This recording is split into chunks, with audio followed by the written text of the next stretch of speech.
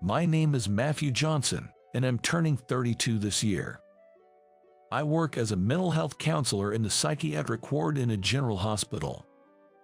This psychiatric ward is very popular, and every day, lots of patients come to visit. The outpatient department is always packed with appointments. Since I'm a counselor, I don't perform any medical examinations. I can't administer treatments or prescribe medications.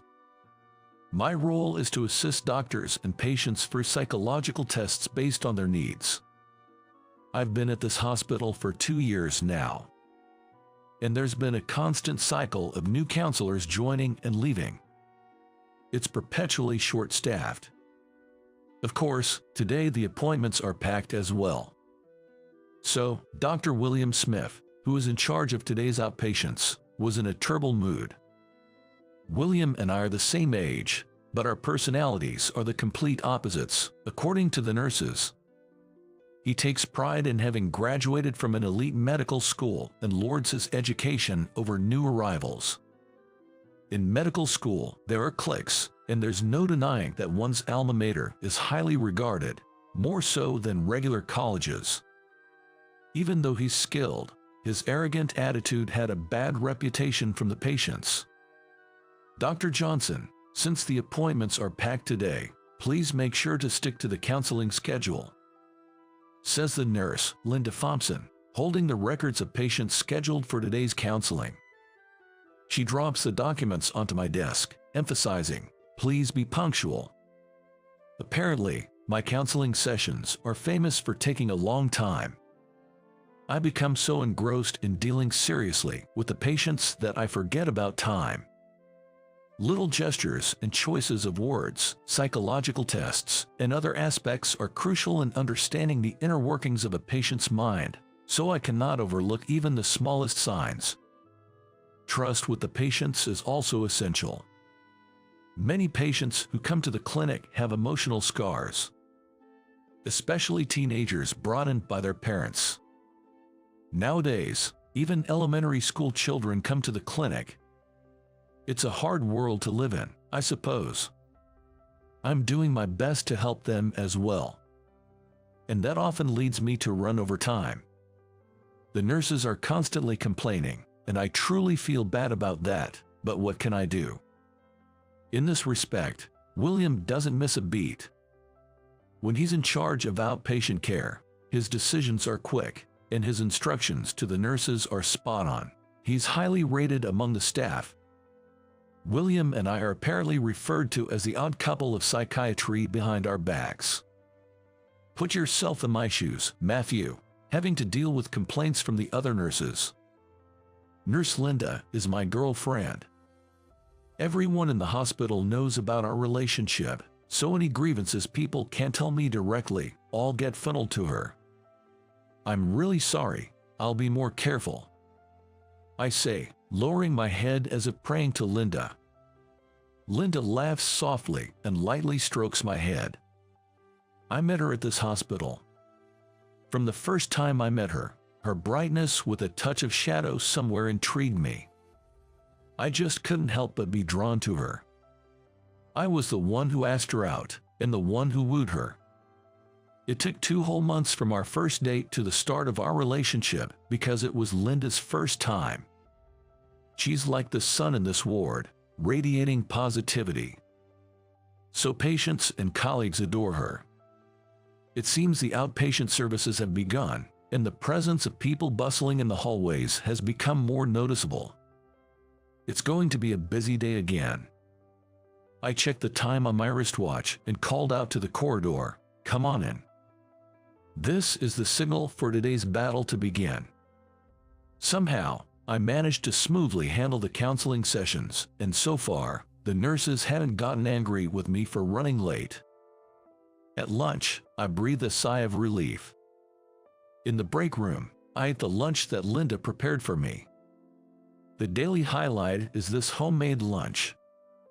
Just as I'm settling down to enjoy it, William walks in. He was biting into a sweet bun while holding another pastry in his hand. "It's something proper, that's not nutritious at all," I said. I think the phrase "an unhealthy doctor" was invented for William. "I don't have time to fuss over making a packed lunch like you," he replies. Pulling the metal chair back roughly, William let out a big sigh as he sat down. Something must have gone wrong in his morning consultations. Something happened. In response to my inquiry, William slowly chewed his bread, seemingly lost in thought. He's probably deciding whether to tell me or not. "If it's about a patient, I'd like you to share the information." I pushed him a bit since he seemed hesitant, and William finally opened his mouth. "A patient with a referral letter from a university professor is coming. Apparently has aphonia, but I don't know the cause. It seems to be a patient requested by William's mentor. Which means failure is not an option. Aphonia is a conversion disorder where the voice is lost due to emotional stress or mental trauma. It's one symptom of a mental illness. Psychological therapy, medication, counseling, and various approaches are necessary. Of course, voice training will probably be involved as well. The professor specifically named you. Why? Have any connections with the university? I see. So that's what he wanted to know. I don't know, maybe it's a referral from someone. There aren't many psychological counselors out here. I explained to him that I don't know the professor and have no connections with the university. He still looked unconvinced, but a nurse came to call William, and our conversation ended. As the afternoon consultations began, so did my counseling. I realized that a new appointment had been squeezed into what should have been my break time. Probably, this was the patient William was talking about. Age 18, named Caitlin Miller. Recently, she lost her family in a traffic accident. The symptoms of aphonia appeared right after that. She was also in the car at the time of the accident. A survivor of the accident, that is. The mental stress from the shock of the accident must be the cause. William's examination was over, and the young woman who sat before me, Caitlin, looked more mature than her age. Her neatly trimmed bands seemed to express a strong will. "I'm your psychological counselor, Matthew Johnson. I'll be asking you a few questions. Just point to one of these cards, will you?" I placed 3 cards in front of her labeled yes, no, and neither, and began asking questions. She calmly answered my inquiries without any hesitation, all throughout. She didn't seem to be in any doubt. Sometimes, I can quickly understand a patient during our first counseling session, but it seemed like my relationship with this young woman was going to take longer. Caitlin came in for counseling once a week. She always arrived promptly. During our 3rd counseling session, I was taken aback when I saw the number of medications prescribed by William. Psychiatric drug therapy tends to involve a lot of medication. I've always thought that it puts a significant burden on the patient. I believe William prescribed these to help her rest her body and mind, but this won't work. It's like sweeping the problem under the rug. I decided to talk to William about it. "William, don't you think this prescription is a bit much? It might be hard on her body." William cut me off and stood up from his chair, confronting me. He seemed to be in a bad mood. "Don't challenge a medical doctor with your counseling credentials. Just do as I've instructed." Few people know it, but William is a highly responsible person. He's too much of a perfectionist. Caitlin's treatment isn't progressing as he'd hoped, and he's getting frustrated. "Stop taking your anger out on me. She doesn't have insomnia, and her mood isn't fluctuating. She doesn't need these." I showed him the results of the psychological tests and explained. "I really think what she needs is someone to understand her. I'm frustrated by my own limitations, and I still haven't fully grasped her inner world. Look, Matthew, you're fine with your laid-back approach. I'm different. This patient was referred by my college mentor. I have to meet his expectations quickly. Do you understand this pressure?" He slammed his cup down on the desk, unable to conceal his anger and impatience. I don't understand the weight that he carries. But I thought that our desire to heal her was the same. He glared at me, and with that, William left the room. Linda, who came into the room in exchange, saw the cup that had been knocked over and had a surprised look on her face. "What's the matter, Dr. Smith again?" Occasionally, William and I clash. The nurses are used to it. It's about Caitlin Miller's treatment. I think William is rushing too much. I think we should take a more compassionate approach. As soon as I mentioned Caitlin Miller's name, Linda's cheerful face clouded over. She began to wipe the table somewhat roughly. There was a vibe that she had something to say to me. "Linda, what's the matter?" I gently spoke, touching Linda's arm, only to be brushed away with strong force. This had never happened before. Linda seemed surprised at her strength as well and softly apologized to me, saying sorry. "I don't want to say this, but," prefacing her statement that way, Linda expressed her dissatisfaction to me. She seemed worried that I was becoming too engrossed in Caitlin Miller's treatment. Though trust hasn't been fully established yet, I could feel that Caitlin was interested in me. She would show up at the hospital even on non-counseling days, and she'd borrow books from my shelf. Our counseling sessions always run over time. Recently, even when I'm with Linda, Caitlin often becomes the topic of conversation. "I've got a lot bottled up inside because of her," Linda said, coming closer to me. "Lately, we haven't been spending much time together, just the two of us." I certainly understand what Linda wants to say. "What?" Here, I couldn't take my eyes off Linda as she approached. She sat down next to me, bringing her face closer. "I've got a lot bottled up inside. Complaints. I'll explode if I don't vent. You're going to listen today. Don't run away," she declared, pointing at me. I'd been neglecting to care for the most important person. I might really be unqualified as a counselor. That evening, Linda's complaints were heard in my room, and an apologetic meeting was held, with me bowing my head over and over. Linda made me drink like crazy, and I was hungover the next day.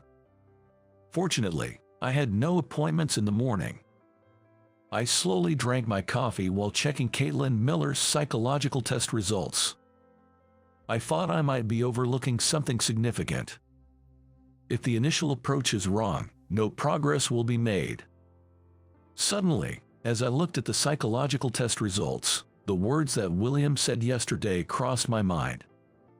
My intuition started to buzz, telling me, this is it. I checked her family structure, her parents' and siblings' history, and the position she was in. The misunderstanding had been there from the very beginning. I trusted that intuition, and during the counseling, I asked her, "The loss of your voice wasn't because of that unfortunate accident, was it?" At my words, she opened her eyes wide. And then she nodded vigorously. "You don't play the piano anymore." Looking at her neatly extended fingertips, done with gel nails, I asked her. Then she tightly clenched her fingertips and nodded. Caitlin had been called a piano prodigy since she was 3 years old. Her name is listed in competitions. She had started walking down the path of a musician at a young age. But at some point, her presence had vanished. Whether it was due to the typical adolescent mind, or she felt her limits, that is something only she knows. She could no longer play the piano like before. Caitlin, who had been raised with high expectations, may have been playing the piano just to meet the expectations of adults. And Caitlin's heart was broken. Around the same time, it was decided that her brother would study abroad as a special soccer student. Probably, that was when she developed mutism. Your parents hid the fact that you lost your voice from those around them, didn't they? At my question, she nods.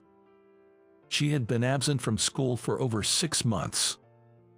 And this was the evidence that her parents tried to hide the fact that she had become mute. Her parents were said to be perfectionists. Suddenly, Caitlin stands up and headed to the whiteboard. And with a flowing motion, she runs her pen across it. Being unable to speak is shameful. Having a child with a disability is embarrassing. Written neatly on the whiteboard, these were probably words thrown at Caitlin by her parents. I thought that I had no value if I couldn't play the piano, and that I shouldn't exist. She wrote this and turned towards me, smiling with a grin. Caitlin's smile looked as if she was crying. That's not true at all. It'll be okay. Let's get your voice back together. I'm here for you. At my words, Caitlin tried to respond by opening her mouth. Her voice still didn't come out, but I could hear the breath escaping her throat. With vocal training, she can regain her voice. First, I thought it was important to make her feel like talking again, to take care of her heart. That evening, it seems that William got wind of Caitlin trying to speak herself. With a joyful face, he fussily hugged me and started thumping my chest. Ouch. I feel like I understand why the professor picked you. I respect your skills as a psychological counselor, and from now on, I won't make fun of you for not having a medical license. William said this, laughing. The professor spilled the beans. At my words, he grinned mischievously. It seems he heard from the professor that I had a medical license. I had hidden my medical license because I wanted to focus on my work as a psychological counselor. Now you can work even harder, Matthew. I'm counting on you. True to his words, William stopped ridiculing me as he used to. He started consulting me about the treatment plan and began to listen to the psychological test results and process. Lately, there are even rumors among the patients that William has become kinder. In the midst of all this, Caitlin's treatment for mutism was gradually progressing. I was doing my best to accompany her in voice exercises and was always there to talk through her concerns. I have become almost like a brother to her. She had lost her parents and younger brother and must have felt lonely. She seems to think of me as a brother too. While Caitlin and I were communicating by writing in the counseling room, there was a knock and Linda came in. She frowned at the whiteboard filled with our conversation. Doctor, you're running way over time. Caitlin isn't your only patient. And Caitlin, don't monopolize Dr. Johnson all to yourself. It was clear that Linda was taking her frustrations out on us. She said it with a laugh, but her eyes weren't smiling. Moreover, she turned to Caitlin, who was slightly bowing her head, and said something unbelievable in a barely audible voice. What's wrong with your great parents? Isn't this a bit excessive? Besides, I think that was a slip of the tongue.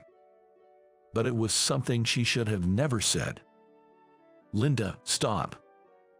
I quickly cut her off.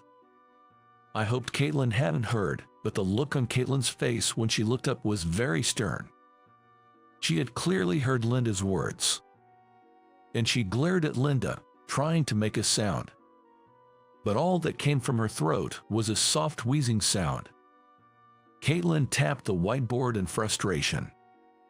To calm herself down, she took a deep breath and slowly opened her mouth. Great parents aren't always the best parents. It was a terribly raspy, broken voice, but it was the first time Caitlin had spoken in front of us. She still couldn't speak for long, so she scribbled on the whiteboard and slapped it as if to say, "Read this." I wasn't loved. My parents only loved my talent. I was alone. Caitlin's eyes, as she glared at Linda, were deadly serious. This must be the truth.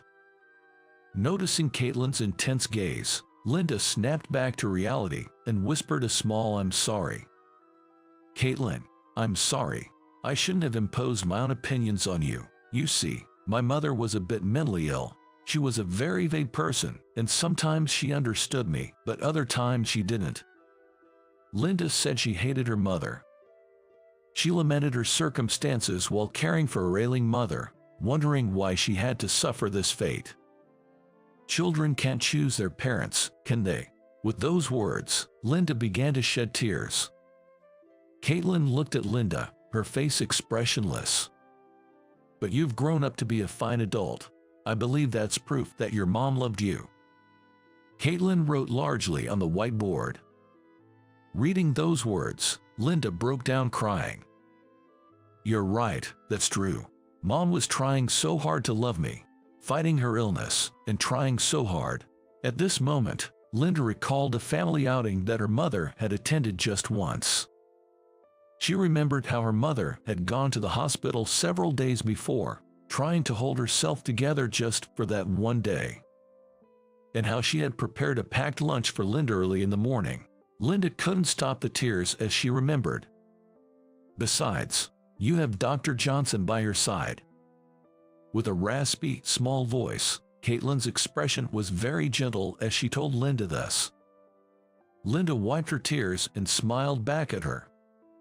Thank you, Caitlin. I remembered something important. Linda responded, and Caitlin nodded contentedly.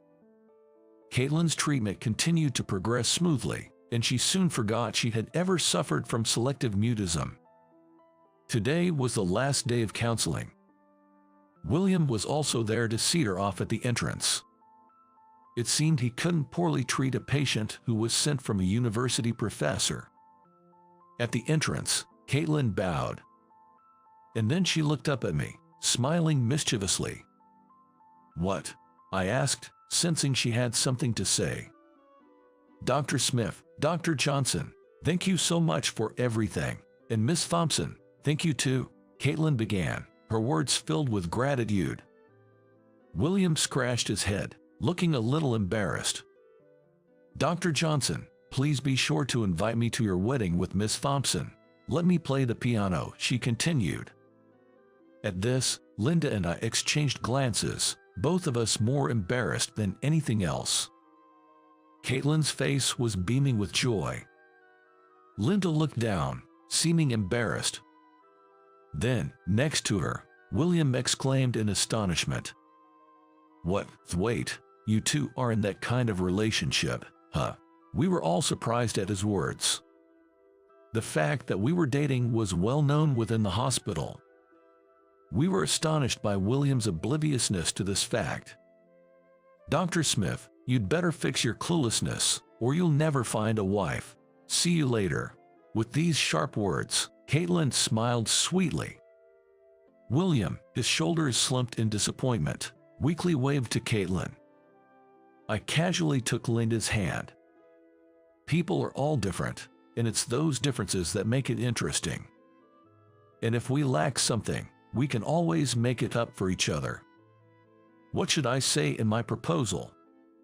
Looking at Linda's blushing face, I pledged in my heart to take good care of her,